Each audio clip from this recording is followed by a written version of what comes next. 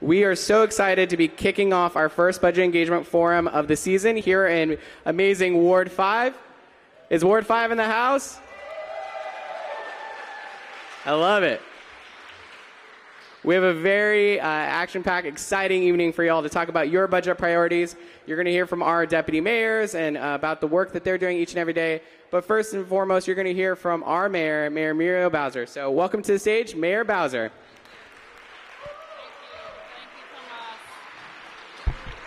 Well, good evening, everybody.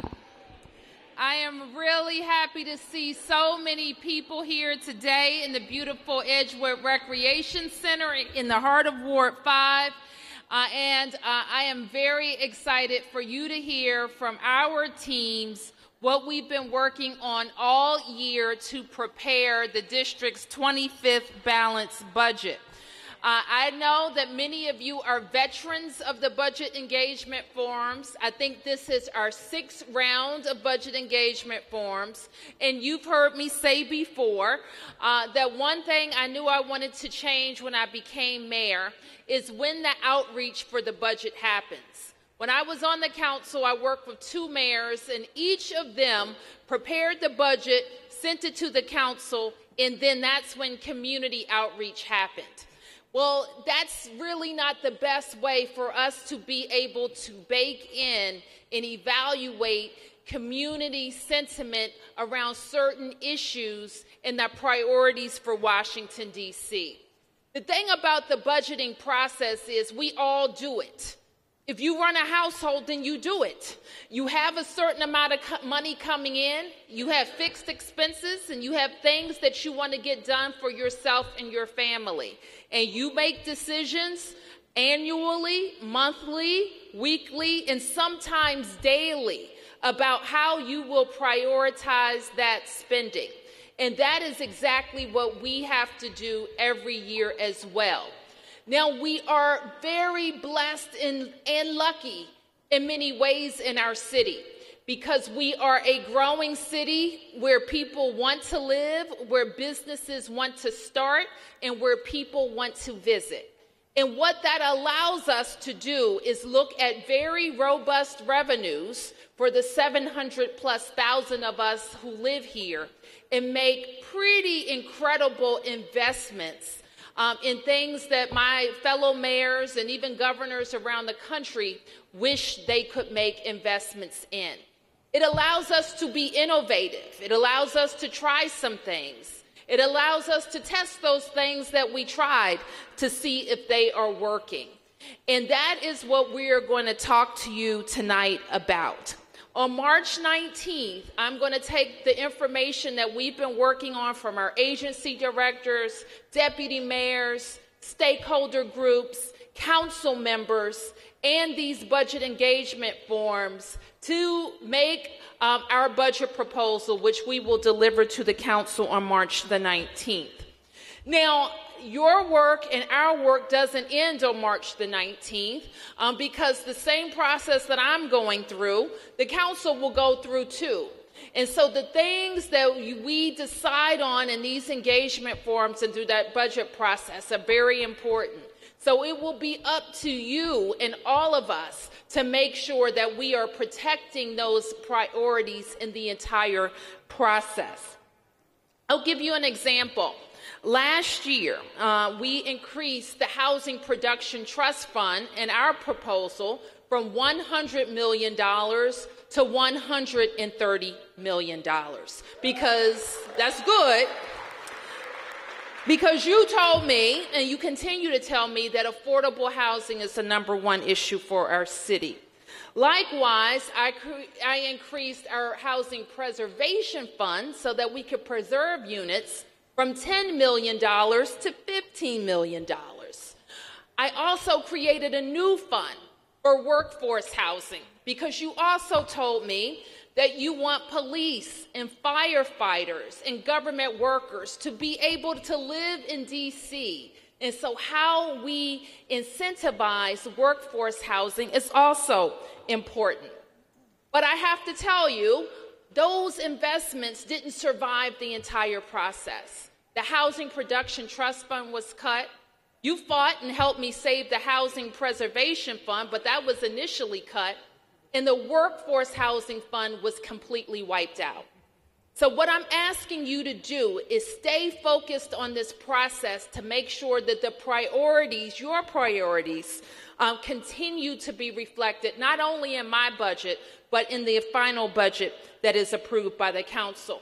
And when I say that, this is how it goes. We make our proposals, some things stay the same, some things don't. And that's fair because the council members have priorities too. But it's up to us to never let this notion of DC being an inclusive, fair, and affordable city be lost. And I gotta tell you, housing is at the center of that. So let's stay focused on housing. That's my pitch. I went before the deputy mayors. So what's going to happen? If you've been here before, you know that. Because in a city like ours, we can do more than housing. We can invest robustly in our children, in public education, in early education for Washington, D.C. Who's here to talk about that? In our city, we can be bold in our steps to end homelessness and drive down homelessness for every population like we've done with short-term family housing for families who are experiencing homelessness. Now, who's here to talk about that? We also want to make sure that no matter where you live in Washington, D.C., you feel safe. You know that you have safe neighborhoods and schools and parks and public transportation, and that fire and EMS can get to you, and that we're investing in having the safest, I don't care what they say about other cities, but the safest big city in America. Now, who's here to talk about that? You have some work to do, Deputy Mayors. I wanted you to see how it was lining up. And what's also a little bit different, some of you have been used to the $100 game that we play. We've changed it up a little bit, and we're going to talk about different issue areas, and you'll hear from the deputy mayors about that. But before we do that, and it's important that you vote and fill out the forms in front of you, because I've asked the budget team to do something a little different, and that is to reserve some investments at the end of the process. That if there is all of the engagement forms, we're going to look to see where we have the most energy, and there may be additional investment based on what you say. So please, please, please participate and fill out those forms. We are looking, and we're all very serious about how we proceed. The next part of our presentation is understanding how the budget works. This year you have a budget pocket guide, which goes through the whole process. And our team who is responsible for this, they don't do this just during budget season, but all year are making sure that we're monitoring our performance, seeing what works, looking at our revenues, and pulling together our budget. And they are very ably led by the city administrator for Washington, D.C., and the budget director for my office. So let me first introduce Rashad Young, our city administrator.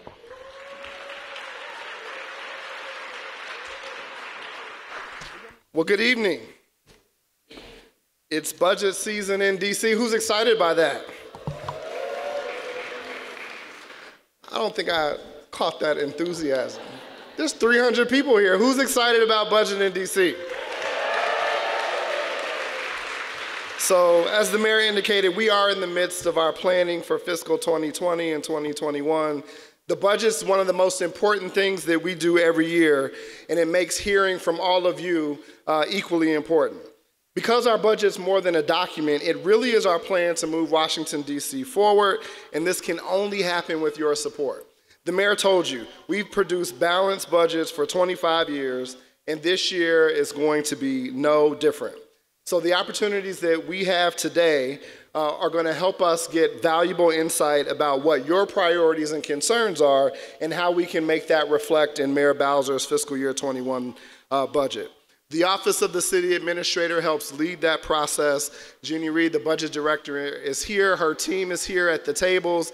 So we're very excited about all of the feedback that you're going to give that'll help us frame this budget. If you look around at the screens that are around your table, that gives you a little bit of a sense of the process for the budget. And as the mayor indicated, we start a little bit different in her administration. So we're starting with community input, and that's where we are today.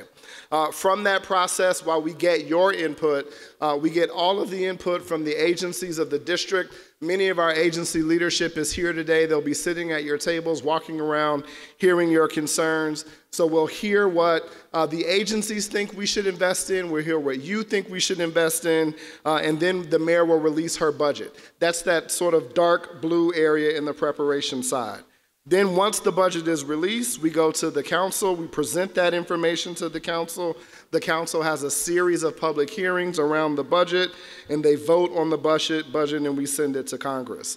But it isn't over once the budget is adopted by the council. Then we have to execute what's in that budget. And so the budget team with the agencies, following the adoption of the budget, which will occur in June of this year, we start our fiscal year in October, and then agencies begin with all of the programs and services that are funded. And we make sure in my office that the investments that we make are well executed, that we're efficient with the taxpayers' resources, that we make sure we do what we say we're going to do. So the mayor produces an accountability report. It's what we use to hold our agencies to a standard and make sure they do what is required. The council provides oversight. They'll have a series of hearings in the fall around what agencies are doing with their resources. And then, of course, we have our financial audit, which we released, in fact, last year, which indicated that we manage our resources well. The District of Columbia had no audit findings, no weaknesses, no issues in our audit. This has been a consistent theme for the last 5 years under the mayor's leadership, so we're very proud of that. So let me just shift to some of the budget fundamentals. This is a big organization that spends a significant amount of money. And this year, we're spending $15.4 billion in programs and services across the budget. $2 billion in this year for capital projects. So think about sidewalks and schools, and this beautiful recreation center is an example of a capital project that we invested in. Over the 5 years, or the 6 years rather, that we plan capital spending, we spend $8.5 billion on infrastructure projects across the district. So when we talk about where some of those resources are, where does that $15 billion show up? It shows up in a number of places. Human support services, we spend $5 billion, and I'll give you some examples of what that is. $3.5 billion around financing. So when we use our district credit card, not literally, but when we make investments in this space, in this recreation center, in streets and sidewalks, we borrow money and we have to pay that back over time. That represents that $3.5 billion. We spend $2.8 billion in public education for residents and students in DC, $1.9 billion in public works and government operations, $1.4 billion in public safety, and $0.8 billion or $800 million in economic development and regulation. So what are some of those investments? Well, for example, in housing, the mayor talked about the $116 million in Housing Production Trust Fund, $47 million to support Homeward DC. That's our strategic plan to end homelessness. $6 million for Safe at Home. That's a program where seniors can stay in their homes and we can make investments in their houses so that they can live in their houses for as long as they want. $1.8 billion of that nearly $2.8 billion we spend for student education in DCPS and our public charter schools. $1.6 million for community schools and $1.2 billion to modernize our educational facilities. In the public safety space, we spend $8.9 million to help us get to 4,000 police officers, $3.5 million so we can hire additional paramedics and EMTs and have additional ambulances on our streets, and $6.3 million we spend for violence prevention activities to help target and provide interventions and supports and services for those who are at risk of violent crime. In transportation, $63 million for Vision Zero, so we make our roads and streets safer for all modes of traffic: bus, walkers, bikers, and cars. $38 million for street repair so that we can have the best streets in DC and make sure that all of our poorly rated streets are addressed and fixed. $468 million for Metro so we can move people across this region and keep commerce going. In the health space, we spend $6 million for expanded school mental health services. $1 million was in the fiscal year 20 budget for an expanded 24-hour mobile crisis team, and $500,000 is an example of a health expenditure that we spent for senior dental health grants. In jobs and economic opportunity, $8.3 million for our Great Streets and Neighborhood Prosperity Fund. This is bringing retail to underserved areas of our community. $250,000 to help support entrepreneurship for returning citizens, and $200,000 for Dream Grants to support those activities as well. So that gives you just some sense of some of the programs and services that we're investing in with that $15.4 billion to make sure that we provide services to the residents of the District of Columbia. So now you're going to hear from our deputy mayors, and to lead that process, I'll turn it back over to the Deputy Chief of Staff, Tomas Talamante.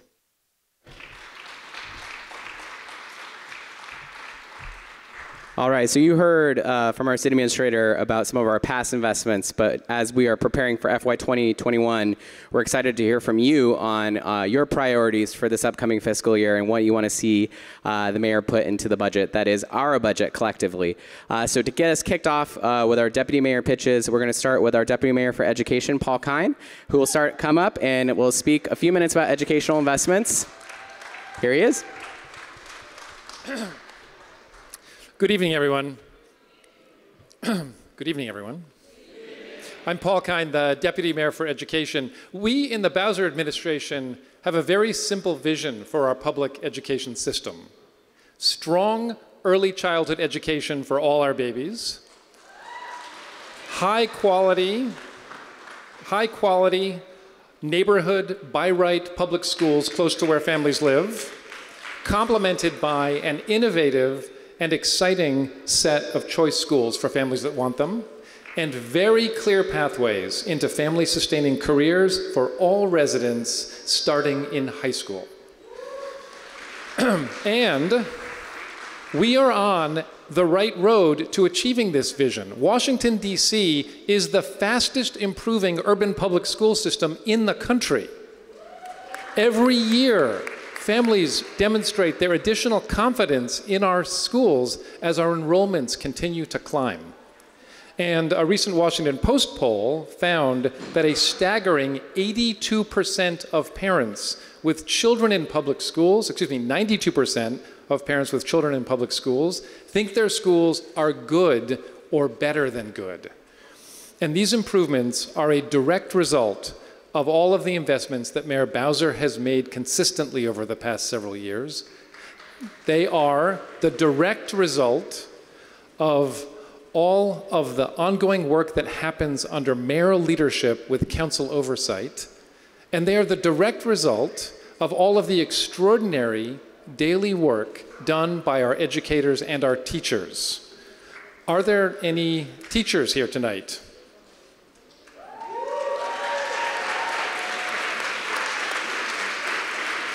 We want to thank you for actually making all of this possible. So we have come a long way on a journey together as a city in our public school system, and the fundamentals of our system are strong. And we are deeply humbled by the work that still lies in front of us. So while all of our students continue to improve year over year, we still see more than 40 percentage point gaps between our highest performing groups of students and our lowest performing groups of students. Still, fully 2/3 of our students have not yet attained the very high standards we have set for college and career readiness. So we have come a very long way, we're on the right road, and we have much work left to do. Which is why the mayor recently announced another historic investment in our school system for next year, proposing a 4% increase in the per pupil funding formula.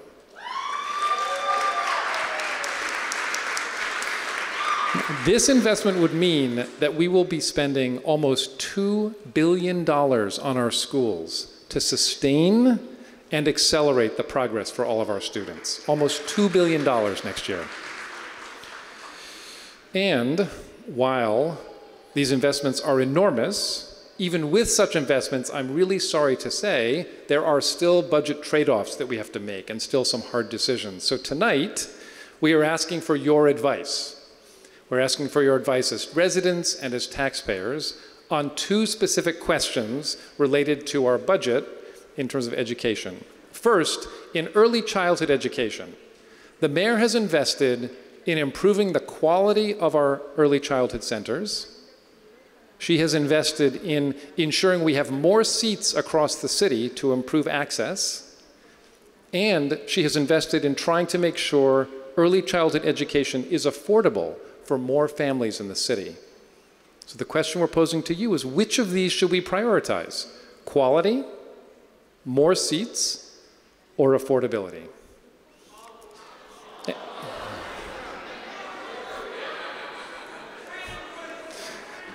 Second, while we've already announced our schools budget or our proposed schools budget for next year, we continue to look to future years as we grapple with the fundamental question of whether we should give funding to all schools equally so that all students have what they need or more of what they need, or whether we should prioritize funding those students that have the highest needs, who are most at risk.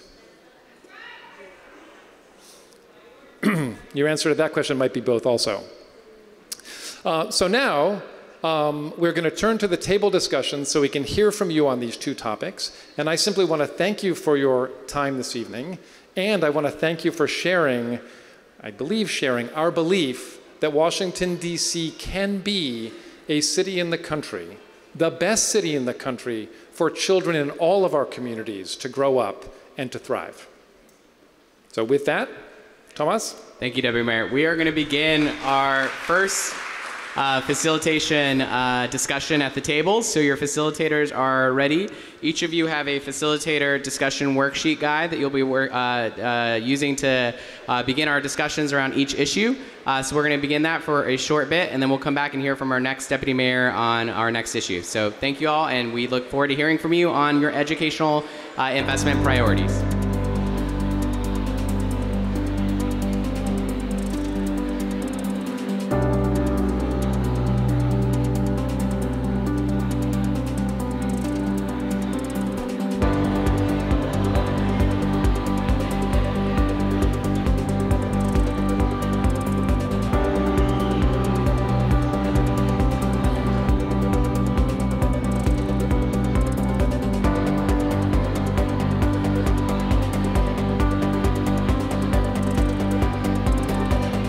We're very excited to hear from our next Deputy Mayor on a very important topic. So if we can start closing out conversations, we're excited to hear from our next Deputy Mayor. And we'll have time. We're going to do another discussion at the table, so you'll get more time to talk to each other, share your priorities. But now we're going to get to a very important conversation, health. So without further ado, I want to call up our Deputy Mayor for Health and Human Services, Wayne Turnage.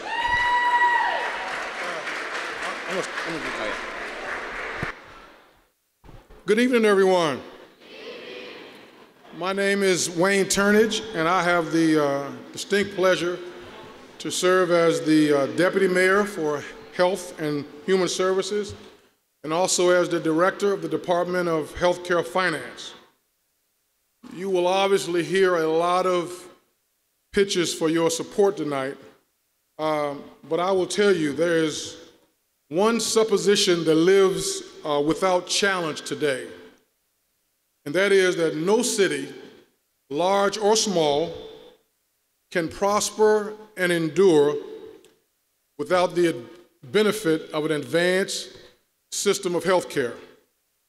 No matter the quality of its schools, the scope and pace of economic development, the apparent vibrancy of its citizens, or the power of its government. If a city cannot take care of the health of its people, it will perish.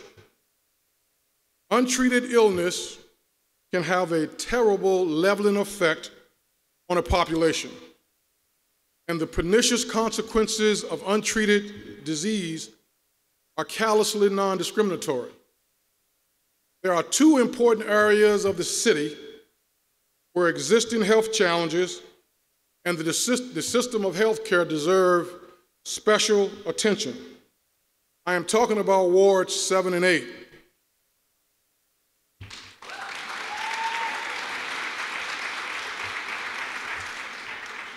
It's important to note that more than 7 out of every 10 residents in these two wards must rely on publicly funded health care insurance. Disproportionately, these areas are inhabited by the youngest residents in our city, many of whom are caught in a vicious, airtight cage of poverty. Despite having comprehensive health care, residents in wards 7 and 8 have higher morbidity levels than observed in any other part of the city. We know, for example, that these residents have higher rates of cancer, heart disease, diabetes, obesity, HIV, serious trauma, and disturbingly high infant mortality levels.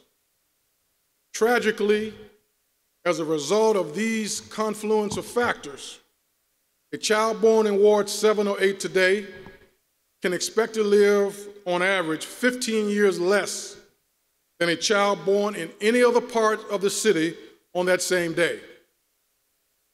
Yet, despite these very serious problems, there is no high-functioning, integrated system of health care east of the river. And by high-functioning, I mean a robust community hospital that offers invaluable acute and hospital-based clinic services with a strong nexus to high-level outpatient services that should exist across both of these two wards.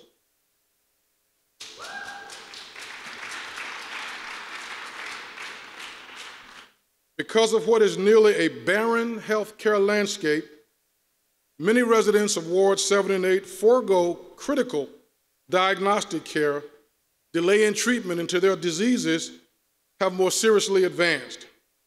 And when they finally present for care at healthcare facilities across the city outside of their wards, they face frustratingly long lines and longer wait times that complicate their treatment. This should not be the case in a city as rich in resources as Washington, D.C.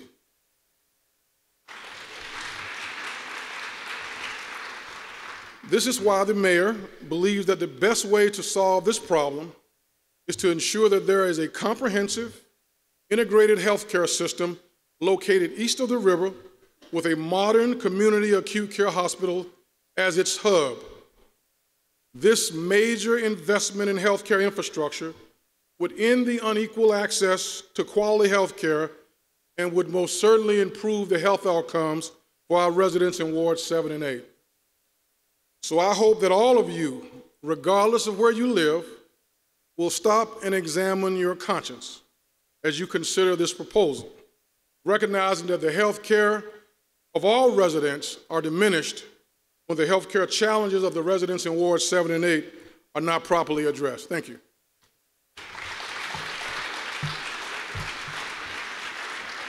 Thank you, Deputy Mayor. We will now begin our next table discussion, focus on what you just heard from our Deputy Mayor for Health and Human Services. Again, our directors and our Deputy Mayors will be circulating the room, and we'll begin our next conversation related to health and what you want to see investments related in the budget to health and human services. So thank you. This is another 10 to 15 minute table discussion. Thank you.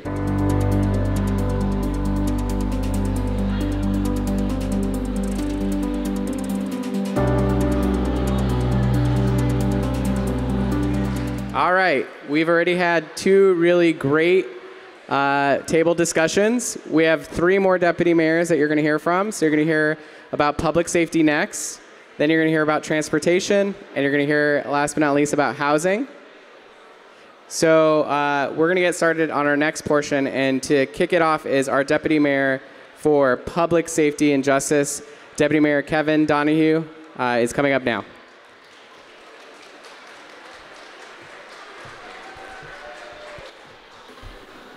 Good evening. My name is Kevin Donahue. I'm the Deputy Mayor for Public Safety and Justice. The mayor started out by saying this is our 6th cycle of budget forums. This is actually our 16th forum. This is my 16th forum. And if you're new here, you should know that each year we try to somehow have you prioritize the different policy areas. If you're not new, you can tell your neighbor who is new that generally public safety has to fight against pretty substantial priorities in education, healthcare, and housing. Even last year we had online voting, and typically public safety ranks anywhere between 5 out of 6 or dead last in the priorities. So I'm going to try a new trick this time to try to lift up the attention and votes for that. So I want to go first to the next slide, which highlights some of the investments that we've made. So this is my 6th cycle. Over those 6 cycles, we have made really meaningful investments around public safety, both traditionally and non-traditionally. We've opened the Office of Neighborhood Safety and Engagement and started its umbrella programs. We created mental health teams that can embed and dispatch with MPD.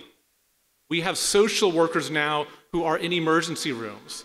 We have violence interrupters in schools, in rec centers, in communities. Later this year, we'll open up 3 trauma counseling centers in those communities. And at MPD, we've expanded their summer crime initiative. For fire EMS, we've had more ambulances on the street, more paramedics. We have more 911 call takers to respond to calls. And we have quadrupled the amount of evidence that we tested our crime lab. But I want to draw your attention to 2 programs in particular that are captured in 2 very different photos. So the first one, if you could direct your eyes to one of those photos, you see the phrase MPD cadets. So can you raise your hand if you've heard of the MPD cadet program? Fantastic. So you will know what I'm about to talk about. If you don't, I want to talk about one of the most uplifting and programs with a really bright future. So the cadet program is meant to have DC residents join the police force and serve in the communities they grew up in. MPD has over the years been very successful in having a diverse force, but not always one from DC, and this program is meant to address that. So I want you to look closely because we picked a photo that tries to capture the spirit of that program. So what we do is MPD will hire individuals, typically out of high school or a few years beyond, give them a full scholarship to UDC to get college credits needed to enter the force, given a civilian job at MPD while they're at UDC, and at the end of it, they enter the academy. Almost everyone who has entered the cadet program has successfully become a police officer. Now look even more close, thank you. Now look even more closely. What you'll see here is cadets, they are all DC residents. They are all graduates of our DC public high schools. They are almost all from Ward 7 and 8. They are all individuals of color. Half are female. When the mayor came into office, this is a program where we had 30 cadets. We now have 130 cadets. But I'm not here to try to advocate for the status quo, but rather say we have an obligation to keep our city safe. MPD has an ability to make this program grow from 130 to something much larger, so it can become the prominent way, the dominant way that people enter the force. Now, look to the other photo. It's sort of a blurry photo. It's actually on, it's a river rafting trip, and it's members of the Pathways program. Raise your hand if you've heard of the Pathways program. About the same number of people. So this is a program born out of the NEAR Act, housed in our Office of Neighborhood Safety and Engagement, and it takes individuals generally between the ages of 18 and 35 who've made a decision to change the trajectory of their life. I'm giving them a little more privacy so you see the back of their heads and one of the activities they do to try to build trust and bond, which is to go out to Great Falls and whitewater raft down the Potomac. So let me describe who's in this program. All DC residents, individuals who almost all have a felony on their record, almost always involving a gun. When they open up about their past, and I mean more than their interaction with law enforcement, they're individuals with enormous potential, enormous caring for their city, and who many have had government programs, communities, our systems fail them often at a young age. So the one's office, where the director is over there, raise your hand, Del, he has about 24 of these individuals come into what we call cohorts every 4 months. And he takes them and they go to that office 5 days a week, 8 hours a day, where they take classes, they get trained for employment, they receive mentorship, they receive counseling, and ultimately at the end of those 3 months, they're given a job where they can start to have a way to be able to have financial independence for themselves and their family. Like the cadet program, almost everyone who enters the Pathways program is successfully placed with a job, and the vast, vast majority, since they have entered, have not touched or interacted with law enforcement since then. So I tried to pick these two programs to have you think perhaps a new way about public safety. I picked them intentionally because they reflect the things we have to do well to get safer as a city, which is not to pick between investing in policing and investing in programming, but doing both and doing it well. And when I was asked to come speak for 5 minutes, I was asked to have a big idea. I'm giving you sort of a modest one, and that is this. I have always understood why public safety has a difficult time working its way up the voting list in the past, whether it's education or housing. And generally, the thought has been, and I've sat at tables almost every session, is that if we do right by education, by healthcare, by housing, a result of that will be public safety. And I ask you to flip that notion on its head, which is that for a child to learn, we first must make them feel safe. For a business to thrive, you first have to stop the shooting around where they live. For people to have stable, safe housing, we have to address the public safety in their environment. And as you go through the document that's in front of you, I would say the programs that these pictures represent and the programs that you see that we're going to ask you to think about how to prioritize, they are not programs that cost hundreds of millions of dollars. They don't even cost tens of millions. They cost a few $1 million. But with that investment, we have the ability to unlock all the potential for the things you may have come here to do, which is advocate for your schools, for affordable housing, for jobs and training. And after you think about that, and I can't wait to walk around with the mayor and hear your thoughts and comments. Thank you very much.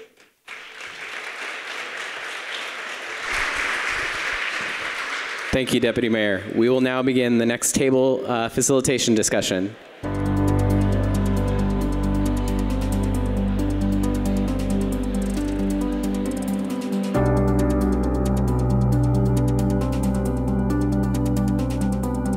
Alrighty. It's been very engaging thus far, so we want to thank you so much for your great, robust conversations. I've heard some really great discussions, some great, fresh ideas. We have 2 more pitches for you. We're about to hear from our Deputy Mayor for Operation and Infrastructure, Lucinda Babers. So without further ado, Deputy Mayor Babers.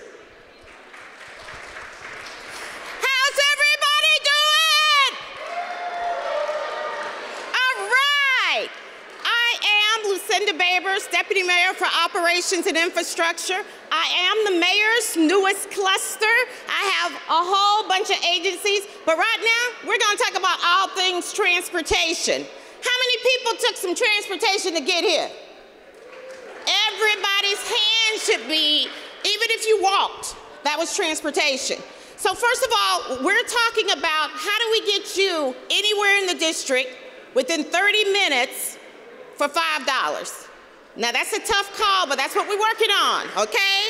But we want to do it safely. So I also want to highlight Vision Zero. So Vision Zero, I hope you all know, is the Mayor Bowser's administration's goal that 0 traffic fatalities and serious injuries. So we really need you all's help with that. So throughout my pitch, I'm going to be saying, okay, come on, y'all, we need your help, Vision Zero. So first of all, let's talk about public transportation.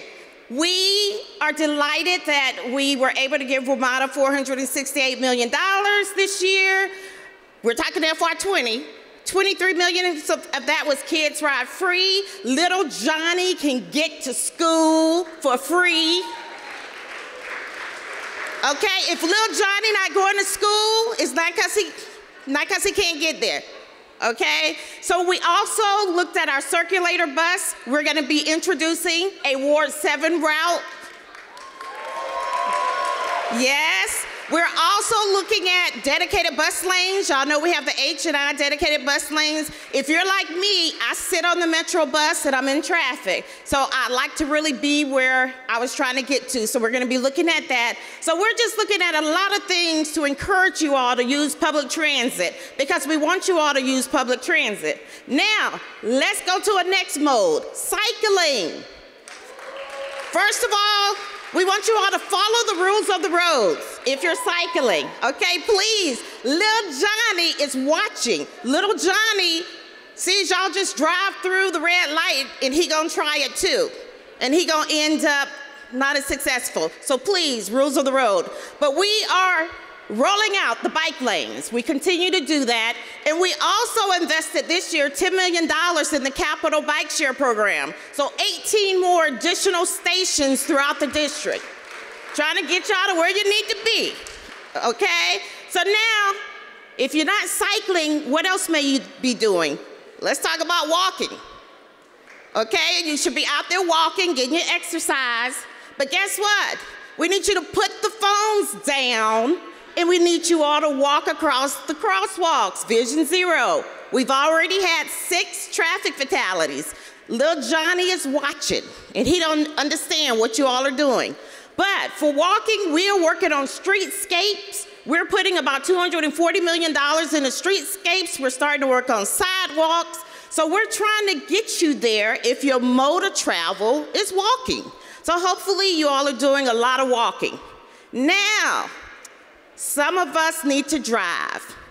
We know you need to drive. Once again, put down the phone, okay? Little Johnny, he's not paying attention. He's not making eye contact. He's just going about his business, so we need your help.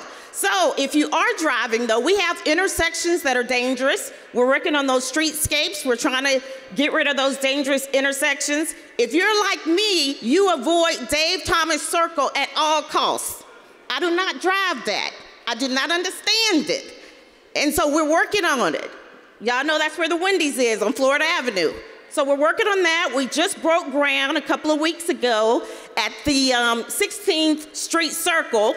So we're helping out Maryland and DC to make that safe. So we are doing some things for those who also drive, but we encourage you all not to drive. So, man, I'm good. She hasn't even put up the 3 minutes and my pitch is almost over. So now I just want to go back to Vision Zero. We did finish out last year. We finished it out the lowest in terms of traffic fatalities that we had for the since 2015. So I want to thank you all for that. But once again, little Johnny watching. And you know, I know we heard about education. We had Paul Kynes start, but guess what? If little Johnny doesn't know how to safely cross the street, we can forget about education. He's not gonna make it to school. Then next, what did we hear about? We heard about Health and Human Services. But guess what? Little Johnny was on his bicycle trying to get to the clinic. He didn't make it. And then public safety. Without you all, little Johnny will not make it. So I encourage you all, let's be safe. Let's get to where we need to be using public transportation if we can. Thank you. Thank you, Deputy Mayor. So we're going to begin our next table discussion where, again, we want to hear from you about how do we ensure that all residents are in a have access to a commute that's less than 30 minutes, less than 2 minutes, less than 30 minutes yet, and less than $5. So we'll have a quick table facilitation discussion, and then we're going to hear from our last pitch.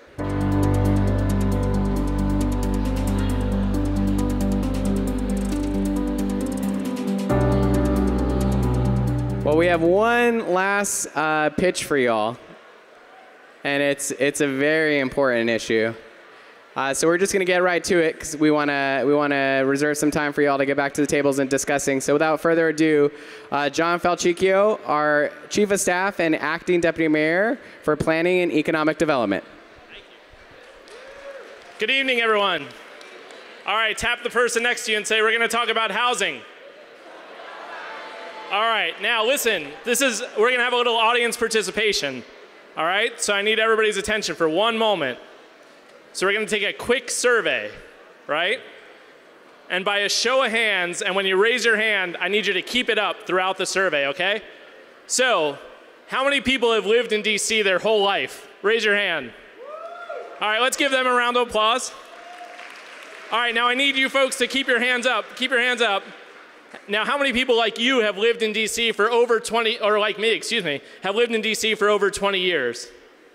Okay, that's a good number. All right, we're gonna keep it going. How about 10 years? All right, more than 5? And then less than 5. Now let's keep those hands up. All right, now this part is the fun part. There's one more question. All right, I'm gonna close my eyes before you answer, but will everybody only keep your hands up if you think we're doing all that we can do to solve the affordable or housing affordability problem? All right, somebody tell me, who's gonna tell me right here? Not one. Not one. Not one. Winslow said not one. All right, so that's what we're gonna talk about now. How do we solve housing affordability? So to solve housing affordability, we have to look at the whole continuum of housing. That starts with our neighbors who are experiencing homelessness. We have to make sure that there's outreach to them. We have to make sure that there's investments like the local rent supplement program. We have to make sure that we build more permanent supportive housing. Do you remember when the mayor closed DC General? Yeah? Okay. Do you remember what the solution was? Short-term family emergency housing. Right, and we did that with an all 8-word solution, right? Because a citywide problem takes a citywide solution. So that's one housing initiative. Other housing initiatives include the mayor's investment in the Housing Production Trust Fund. Do folks know about the Housing Production Trust Fund? So when the mayor came into office, she said, we're going to put $100 million into the Housing Production Trust Fund. And last year, she said, you know, that's not enough. We're not meeting what we need to meet in terms of building more affordable housing or preserving the affordable housing we have. And that's why she said, let's raise it. Let's actually put in $130 million. When she did that, the council set the number a little bit lower at $116 million. But I want to give you another stat that you may not know. That we had more demand for those dollars than we anticipated.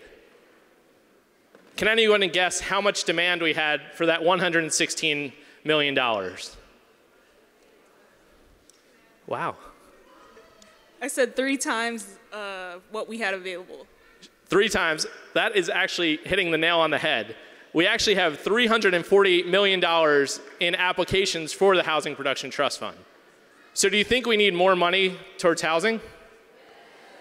Okay, so we're gonna break out the final discussion. What we've listed is not just what we talked about from the start of our conversation about homeless remedies and how we serve those who are experiencing homelessness, but also how we produce and preserve more affordable housing. And we've got all the programs listed out, and we want to hear from you which ones you know about, which ones you think we should invest more in, and which one, when we come back here next year, we can put up our hands and keep them up that we're doing all we can to solve the housing affordability issue in DC. Thank you, everybody. We're on our last table discussion. This will be a short discussion, and then we're going to go into our final portion where you'll get to tell us how you spend $1 million, and we're going to call on some tables. Thank you. Great. Well, we've had some great discussions. Our deputy mayors have made the pitches. And so we're going to start to call on a few tables to hear on some fresh ideas you heard, some important conversations that you heard. We have, if you can start raising your hands, if you want to talk about what was a big light bulb moment for you at your table. While you're doing that, I want to turn your attention to the last page of your worksheet that you can be filling out, where in the past, if you've been to a budget engagement forum, we've asked you, how would you spend $100? Well, we're upping the ante. This was approved by Jenny, the budget team, wherever she's at. So we want to know how you would spend $1 million. So you have 10 points to allocate out to the pitches that you have heard. So you've heard from our Deputy Mayor of Operations and Infrastructure. You've heard from our Deputy Mayor for Planning and Economic Development, DME. You've heard from them all. So while we call on a few tables to do some readouts, we want to make sure you fill this out. For your awareness, this is also available at budget.dc.gov, where you can share more of your budget priorities. If you didn't get a chance to share some fresh ideas, you can go to budget.dc.gov and share your priorities there. But please fill out how you would allocate $1 million on this last sheet of your worksheet guide. But now we want to hear from some tables. So who has one of the freshest ideas on one of the issues that they heard? Who has what a big light bulb moment? Come on, we got to hear you loud. Okay, let's start with which table right there. What's your table number? Who has the microphone? 20. I'm just going to ask everybody to keep your statements or questions short so we can get to as many people as possible. We're running a little late into the evening. Okay, let's go.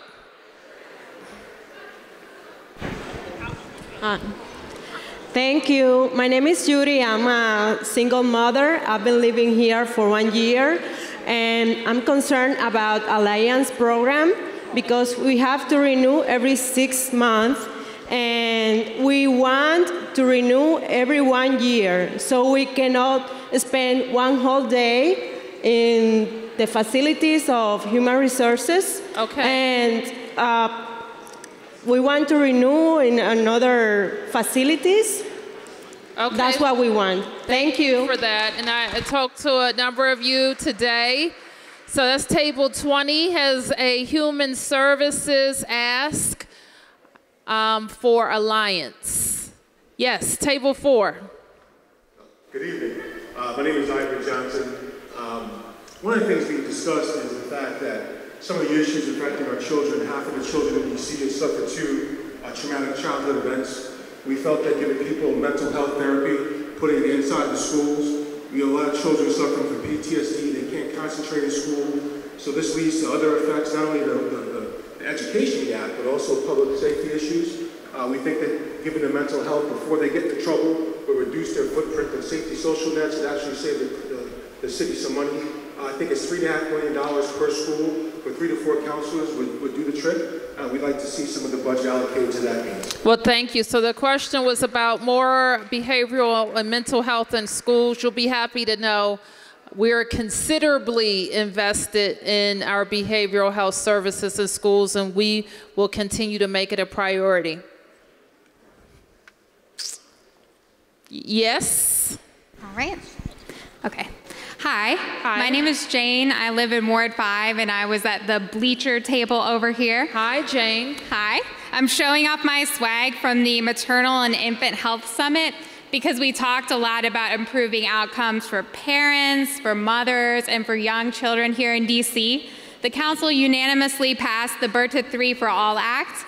Will you fully fund this act with $41.5 million to improve early childhood and prenatal outcomes here in our city?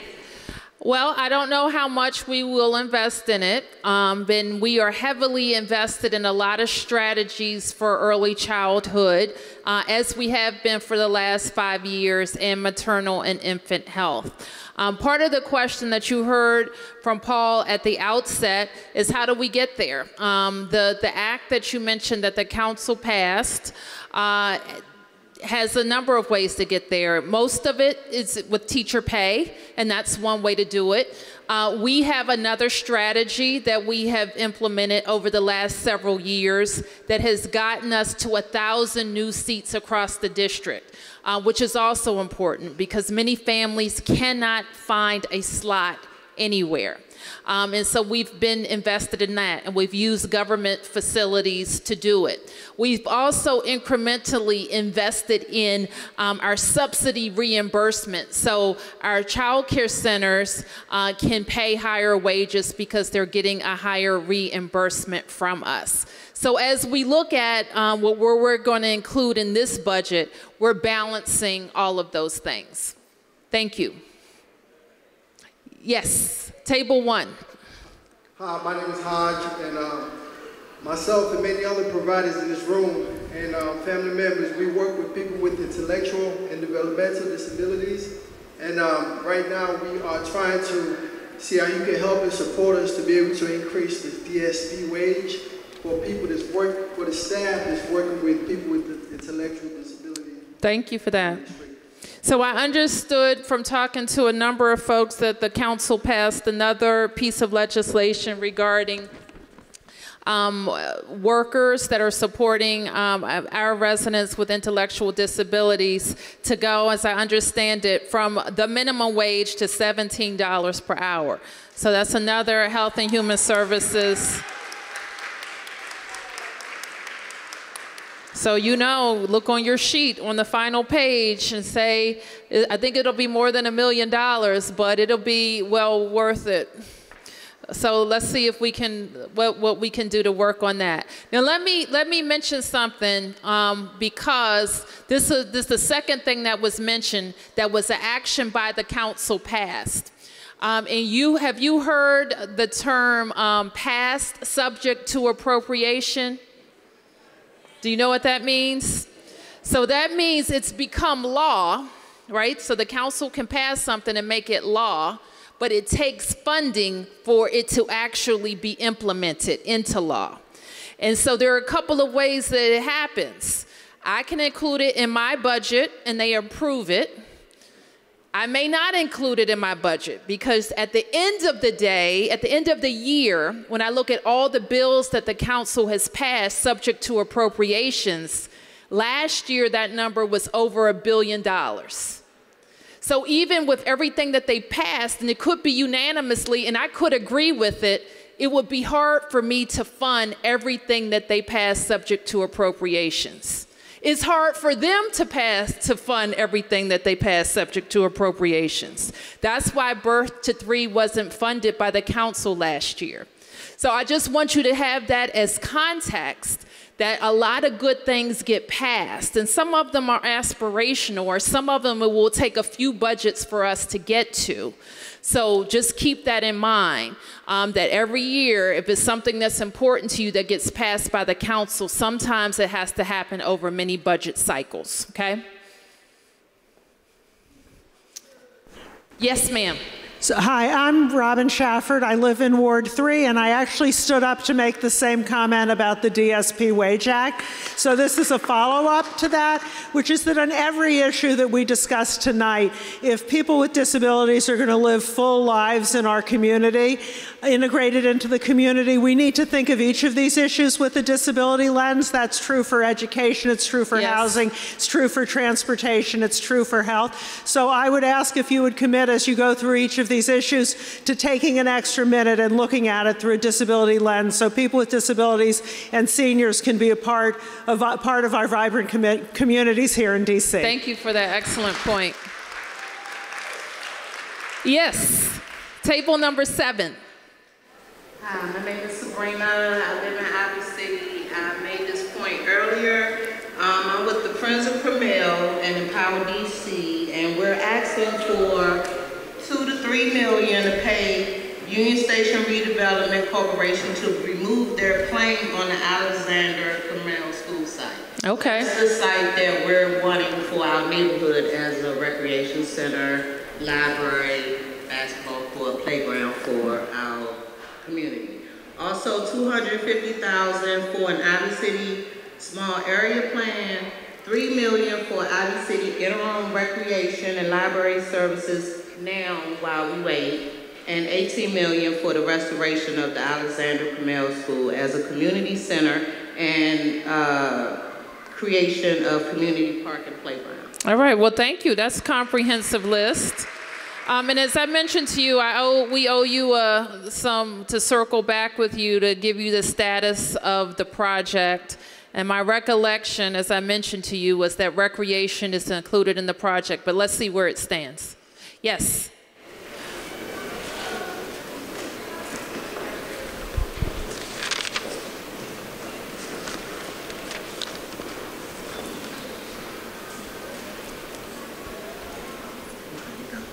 How you doing? My name is Deshaun Jones, and I'm a Ward 8 resident, and I'm a parent advocate with pay. One thing I want to say to you is thank you for the proposed 4.4% increase with the, that UPSF formula that I don't know anything about outside of. It's going to help provide a little bit more equity towards average students.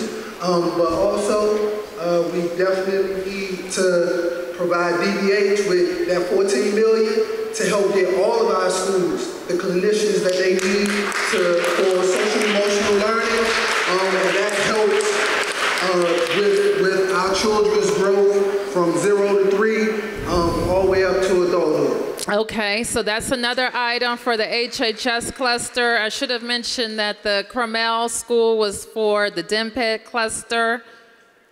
And yes, in the back. Hi, good evening. My name is Juan Belman. I'm a DACA recipient. And right now we know that the US Supreme Court is going to make a decision on the DACA case. One thing that I'm here to advocate for is the increase of the IJLS fund, because I know that would be something that would make me feel safer in the community, and that I know many other DACA recipients will really appreciate. So increasing the funding, making sure that it's multi-year, just because we know that some of these immigration cases take more than 1 year.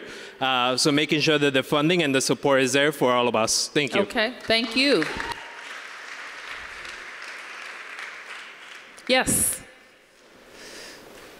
Hi, I'm Julie. I'm a Ward 1 resident. I wanted to know about the uptick in gun violence and violent crime in general. Last week there was a day where there were 7 or more gun violence incidents. And I just wanted to know what specific steps are being taken to keep our communities safe. Well, we're talking about the budget tonight, so let me try to focus my remarks about budget items. And we are, as I've mentioned several times, very focused on kind of both sides of a public safety issue. That's law enforcement is one side, and how we have the officers where we need them responding. Also, we're focused on identifying sometimes young people, oftentimes not, who we know are responsible for most of the crime in our area. So part of what was discussed earlier is how do we expand what has been a successful program for us, identifying people who have used the gun in our city in the last year, because those same people are likely to use a gun again. And how do we get them in intensive services? And that is why we're really focused on having more opportunities in our Pathways program to deal with people who are most likely to use a gun or have been victims of gun violence, because we know if we can get to them and we can get them on a different track, not only will they change their own choices, they can influence others in their network, in their associations, in their families, in their communities. Now that's a long play, I will admit. It doesn't change overnight. And so that's why we need to identify those young men, most likely, get them the services that they need. Meanwhile, we need MPD to be able to work quickly to identify people who are doing shooting. We need to work with our prosecutors to make sure that there are real consequences to using a gun, period. And we continue to have that conversation with our prosecutors. You can help us also influence that conversation with our judges. So we're doing both things. We're trying to help people make the right choices, but when they don't, there are consequences.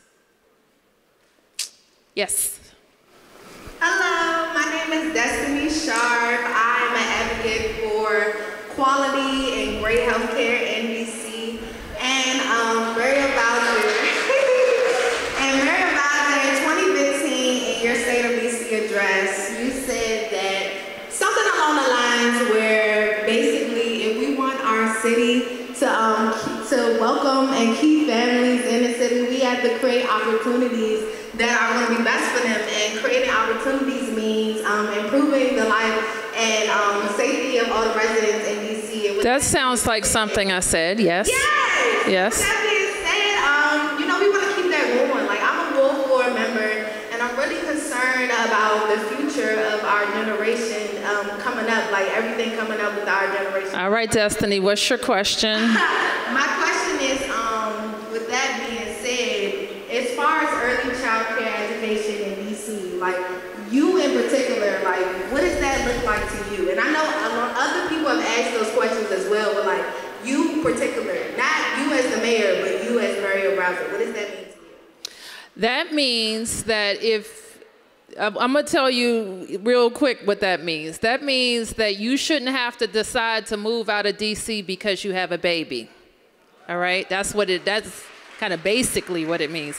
One of my favorite things to hear people say, and I say, well, where do you live? And they'll say, well, you know, I live in Silver Spring. We used to live in DC, but we had a baby.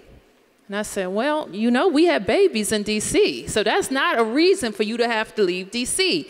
So when you really peel it back, do families have child care options that they can afford that work for their families? And so that is what we're trying to get to. And so what we know, and in parts of the city, there is no capacity. People feel like they cannot find a slot. So we know that we need more slots. So why don't we have more slots? Why aren't people going into business and opening up childcare facilities? So we're digging down to that question. OSSI is working to make sure that we can grant and incentivize building costs, hiring teachers, training people. Do we have the right people? Well, are we paying them enough? Do they have the right training? Do they need more certifications? Are we helping the programs that are the best do more? This is my favorite model. If you are excellent, I want you to be excellent in 2 or 3 locations, not just 1. So that is all of the different things that we're looking at to get more slots, have them be of a higher quality, and help people better be able to afford them. That's what we can do locally. What we can do nationally is to get the feds to help us think about more affordable child care. And that could come down to child tax credits. Which we also did. We provided child tax credits recently for families who are in licensed daycare in the District of Columbia. So we've thrown many, many, many millions of dollars at this issue because we will not be able to continue to grow as a city if families can't live here. And one of the biggest things that have changed in our city, which is why we've grown to 700,000, is more and more people have stopped saying that. When they have a baby, they say, I want to stay in DC. Because, you know, number one, my kid can go to school for free at 3 years old, which you can't say about any place in Maryland and Virginia. But what happens from 0 to 3, I know is on the minds of everybody here. Yes, let me find somebody to give you a microphone. Okay, so we can take a couple more comments. And the purple shirts, I think I heard from you. So you're gonna be the last purple shirt comment. No, right here. And then I wanna make sure that some other people who have something to say get a chance. Okay, well, good evening. I know you have a name, so tell me, it's not purple shirt. Okay. Yes. So again, Deputy Mayor Khan, he talked about your proposed 4% increase to the UPSFF, which we know is one of the largest increases we've seen in a while. My question for you is, I'm a little bit troubled that we had to pick between fully funding the UPSFF or choosing to fund students or providing extra resources to students who we know need them the most. And so my question for you is, why not both? Well, we do both, and we have always done both, because with students who need it the most, have all kinds of investments from the city, including more social workers and behavioral health workers, including community schools. So we do all of the above. All right, who has the last two questions? Yes, right here. Yes, ma'am. Hi, my name is Bridget McDermott, and I'm with WIN. First of all, I'd just like to underline the ask for $5 million for support for our migrant citizens who might be facing deportation. IJLS. I think that's very important. But I also, first of all, I know that affordable housing is really dear to your heart. And I have to applaud you for putting a number out there, that 36,000 new units by 2025. Fantastic. Thank you. But you asked us for bold and innovative ideas. Yep. And this is our bold and innovative idea from WIN. We're asking that you think about a large percentage of those 36,000 being affordable. And the way of doing that is look at the public land that's in DC and think a third, a third, a third. On public land, a third deeply affordable under 30% AMI. The middle third, your workforce housing, let's call it 60% AMI, and a third market rate. You've got land, 36 acres in Hill East, 67 acres. Let's not make, and so we're asking you, bold idea. Let's go for a third, a third, a third. I got it. Thank you. Thank you. All right, table 24, last question. Table 24. Oh, back there? Okay. And then Tony, we'll come back to 24 with the last question. Okay, two more. Hi, I'm Andrea. I'm a Ward 1 resident, and I'm an advocate for survivors of domestic violence. Here in DC, 50% of women will experience domestic violence in their lifetime. Over 35% of high school students report domestic violence, and domestic violence is the leading cause of family homelessness here in DC. What are you doing to respond and prevent domestic violence in the city? Well, thank you for that. And likewise, we have a number of programs really focused on making sure that people can find safe housing. And I think there's a lot more that we can do in the housing space, and that is a really a key part of our response. Is there something you're advocating for?